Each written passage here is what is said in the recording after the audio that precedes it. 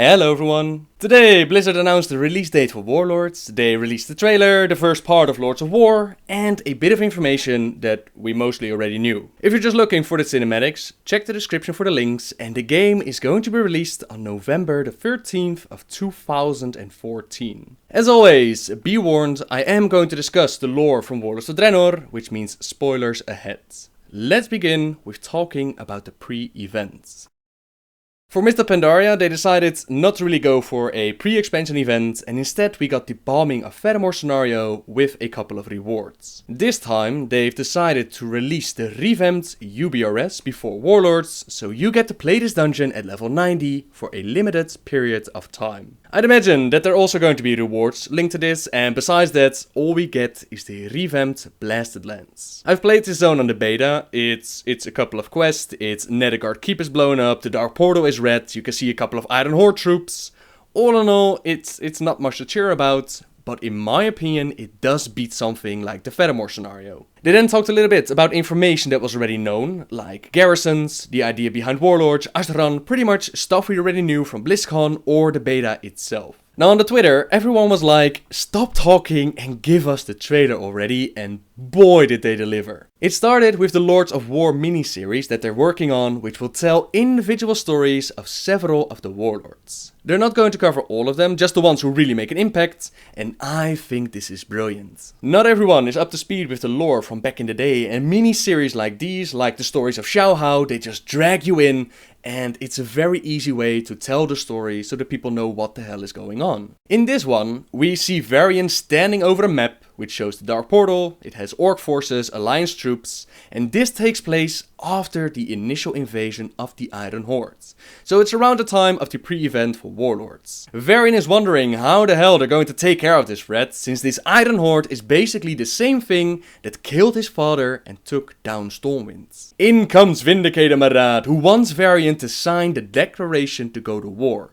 But Varian is lost in doubt. Mannoroth smacks his hammer on that map and he tells Varian to listen to his counsel. He has faced these orcs, these clans before, they are not invincible, and knowing your enemy is the first step in defeating them. He then starts explaining about these warlords, starting with Kargath Bladefist, and Kargath was a slave of the ogres in Highmaul. They whipped Kargath, they beat him, they marked him, they tortured him, and in order to win his freedom, he would have to kill 100 orcs in the arena. 100 lives Kargath took, 100 victories, but the ogres they lied, and his freedom was to be locked away beneath the arena. You don't screw over Kargath Bladefist, and he manages to grab a rock, and he then smashes his own hand off. He then looks at the rest of the orcs who shared his fate. He tosses them the rock so that they have a choice. A chance to grab their revenge, and all of them, they smash their hands off. They replace it with a weapon, and they set to work to murder each and every ogre that held them prisoner.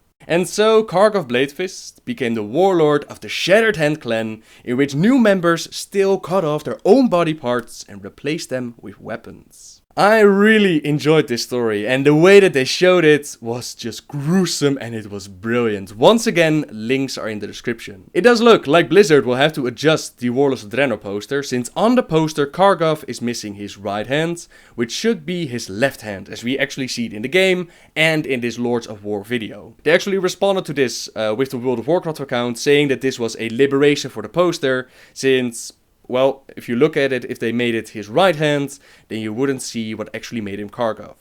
They could have of course moved him to the other side, but there you go, minor detail. Now this is just the first part. They will also do a video for Grommash, Durotan and Kil'jaeden Deadeye. One thing that did come to mind is that our Mannoroth is telling the stories of the warlords from Warlords of Draenor. For certain warlords, like Durotan for example, his story in Warlords of Draenor, it does not match with the origin story that we know from our Durotan. For example, our Durotan, he never stepped away from the Iron Horde. I wonder if Blizzard will keep that in mind, so that it doesn't conflict with the lore that we already know. Time will tell, I can't wait for the next episode, and Mannoroth is such a freaking badass in this one. I love it. Moving on to the trailer itself. Oh man, I pooped myself a little the first time that I saw this, so make sure to check out the trailer before you watch this video. This opening is at the throne of Kil'jaeden in Outland, the location where Gul'dan in our time offered the Horde their demon blood and made them slaves to the Legion. Now there's a bit of difference in the chain of events between the story that we know from our time and the story that we know from Warlords of Draenor. In our timeline, Kil'jaeden, he found the Draenei and he manipulated events so that the orcs would go to war with the Draenei. Eventually, the orcs leader Ner'zhul, he found out that Kil'jaeden did not give a crap about the orcs and that he was not working for their best intentions. He wanted out, but his apprentice Gul'dan took over and Ner'zhul was pushed aside. When the Horde had only one city of the Draenei left to conquer, this exact moment happened. This moment in which the Pit Lord Mannoroth was sent down by Kil'jaeden to put his demon blood in a big pool and let the orcs drink. Gul'dan then offered the demon blood as a blessing from the beings who had been so kind to them. Garrosh, he stepped up and he wanted to be the first to drink.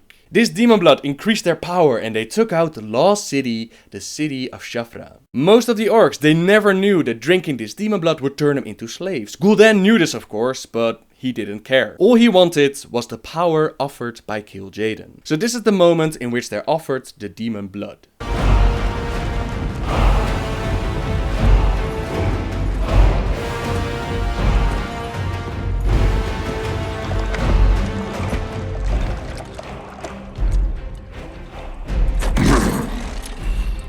Drink, Hellscream. Claim your destiny. You will all be conquerors. And what, Gul'dan, must we give in return? Everything.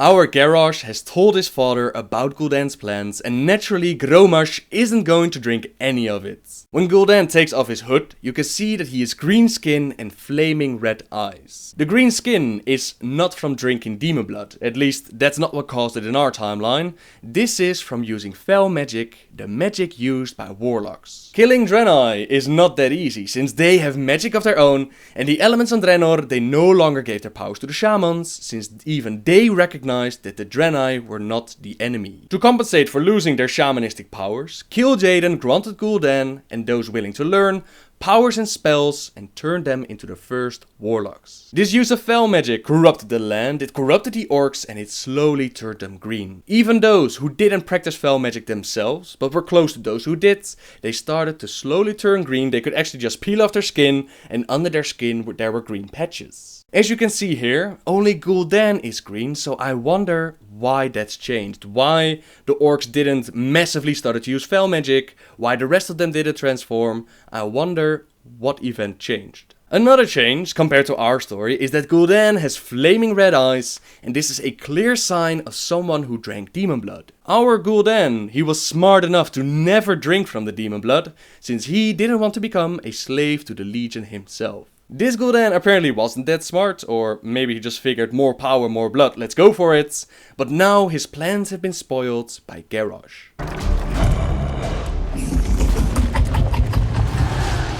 You would reject this gift.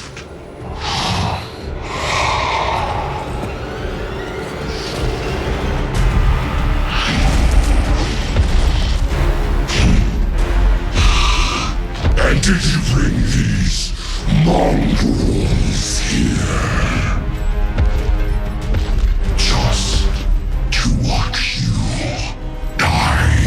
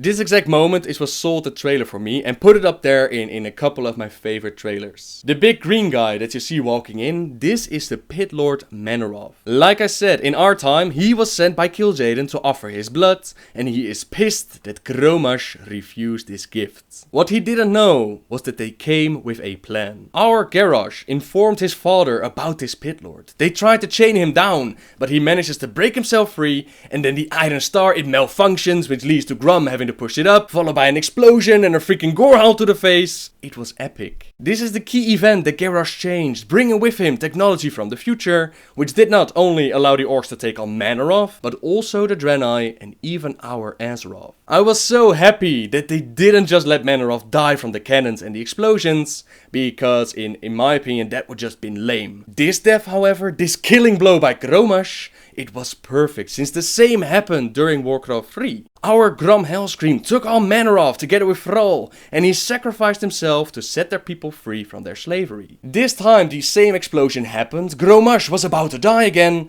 but Garrosh, he jumped in, prevented history from repeating itself. It was just beautiful.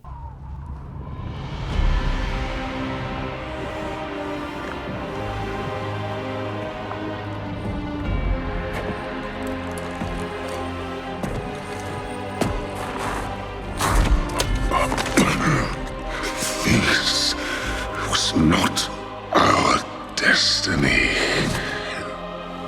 Times change.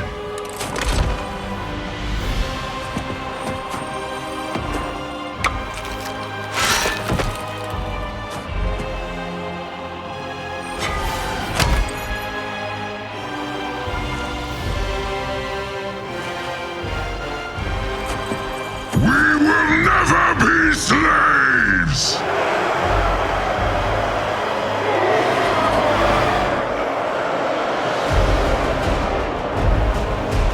But we will be conquerors. Gul'dan's plans, they are now ruined. The Horde he envisioned is gone. Garrosh, he tosses Gorehowl to his father, and he claims the title as Warlord of the Iron Horde. They will not be slaves, but they will be conquerors. Production of the Dark Portal is already on its way, and Azeroth awaits. Like I said, certain events, a lot of them if you think about it, they don't line up with the story and chain of events as we know them from our timeline. I might have to actually dedicate a full video on it, because there are so many things different, but as you can see, they're already building the Dark Portal. In our timeline, this didn't happen until all the Draenor were exterminated, or at least they believed that they were exterminated, and Kil'jaeden left the orcs to their fate. Gul'dan, he was getting in quite a bit of trouble, since all the orcs around him, they started to turn on each other with all that demon blood pumping in their veins, and more voices started to rise up against him. Luckily for Gul'dan, Medivh, under the influence of Sir Garrus, he had use of the orcs and he wanted them to come to Azeroth to conquer it. That's the reason and how they built this portal to Azeroth, but in this time, that didn't happen. At least as far as I know, this didn't happen. They already started to build the portal far before the Draenor are even attacked, since we jump in around the time that Karabor and Shafra are still under assault. You also gotta wonder why the Iron Horde invades Azeroth in the first place. Is this something that Garrosh requested of his father? Why didn't they first take care of the Draenor and then assaulted Azeroth, you know? Time travel, it gives a lot of headaches, and my advice is to just not to think about it, at least not too much. Go with the flow, enjoy the story as they present it, because damn, if this is the preview of what the quality will be for the Warcraft movie, then I can't wait to go and see it. It looks absolutely amazing. To end this video, I want to answer some questions that I received from the Twitter to clear up some confusion. So Mannoroth means this is another version of the Legion as well as another version of Draenor. What does that mean for us? That means that Blizzard can throw any demon from the past that we already killed, like Lord Jaraxxus for example, and we can kill it again. Our Burning Legion, like Kil'jaeden and the Burning Legion still waiting on Azeroth, they will still be there waiting for us after Warlords of Draenor. I've done another video about Gul'dan and the Stranger in which I go a little bit deeper about what they might do with the whole Burning Legion story. So if you want more details, I'll place it in the description, check it out. Leroy Jenkins, we see him in the video. Why? Who was him? This was part of the flashes they showed with material taken from Warlords itself. I didn't discuss it in this video since it's already available on the beta and it's not really lore heavy. You saw Leroy Jenkins because they made him an NPC in the revamped Heroic UBRS. There's actually a new achievement for him. You can resurrect him on Heroic mode and you will have to help him collect his devout shoulders. That means that the old achievement, in which you need to AoE a bunch of whelps, is moving to the Legacy tab, so get it before Warlords launches. If you have no idea who Leroy actually is, I'll place his video in the description, but it's just something that became popular on the internet during Classic. It's similar to Lord Jaraxxus and his song, you know, it just became a thing. Who is Warlord Kil'jaeden? I've done a different video called Meet the Warlord, in which I cover each warlord and their story from our timeline, combined with information that we know from Draenor. Link is in the description. Check that one out for more details on the warlords. Why were there no other clan leaders and warlords at the gathering with Gul'dan? We didn't see any of the other warlords like Durotan or Kil'jaeden, but I'd imagine that they were part of this, or at least that's how it happened in our timeline. A reason for not showing them would be to focus on the Grom and Garrosh story, especially since they link it back to the moment in Warcraft 3. Another possibility is that they've thrown the chain of events out of the window, or maybe they only invited each clan by turn, or maybe Garrosh was able to convince everybody to stay away. You can give a lot of explanations as to why you don't see them. I think from a trailer perspective, they just wanted to give the spotlight to Garrosh and Grommash. Does Grom know that Garrosh is his son? Not that I know of, and I doubt that he told him, since Thrall also didn't tell Durotan that he was his son, so I personally doubt it. Now, a follow-up question would be, where is the Garrosh from this timeline?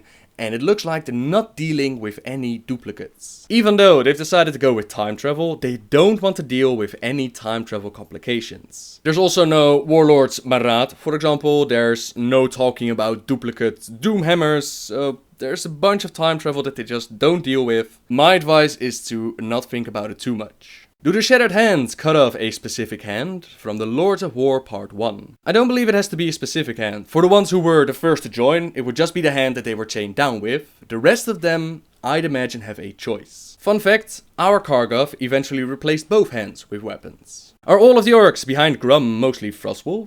It's hard to say. I would say that they're mostly Warsong who followed their war chief. I'm wondering why Kil'jaeden is considered one of the 4 major warlords. What is his significance? Kil'jaeden from our time was already the war chief of the Bleeding Hollow clan, which makes him one of the warlords in Warlords of Draenor. Why they used him for this specific storyline telling, I can't really tell you, because his story during Warlords is kinda cut out. His territory is the Tanaan jungle, and they cut the Tanaan jungle to 6.1, so I can't really tell you why his story has such a significance. If you want more details on Kil'jaeden himself, like I said, I've done the Meet the Warlords video, in which you can learn about his story, a little bit of Warlords, in the description. What does the death of Mannoroth mean for the Legion on this Draenor? It means that they lost a powerful pit lord and they lost a very powerful army. Gul'dan, the Shadow Council and the Legion, they're not done yet though. They play a pretty damn big story in Warlord so far, and this is just 6.0. Once we reach Draenor, we realize that we need to disconnect the Dark Portal, and the Iron Horde is using Gul'dan and also Cho'Gall and Terangor to power the Dark Portal and link it to our Azeroth. We decide to disconnect Gul'dan from the Dark Portal. We are the ones who actually set him free, and by doing so, we stop the Iron Horde invasion for the moment, but we also let loose a very powerful source. Khadgar then proceeds to try and track down Gul'dan. There's a couple of questlines that follow, and there's even some data mined information that suggests that someone is trying to convince Grum to drink. They do this once we start to kick some serious orc butt, so maybe Gul'dan showed up to Grum like, yo Grum buddy, Iron Horde is not working out. Wanna try the Legion again? I can't wait to see where the story is going to go, and time will tell. Where is Thrall during this? The new timeline Thrall, that is. It's uncertain if the new timeline Thrall will ever be made, but if they follow our timeline, then he should still be inside his father. Thrall was born on Azeroth, so that was after the Draenor were wiped out, after the planet was corrupted, and after Gul'dan made the portal. So far before these events. So we can assume Mannoroth is dead.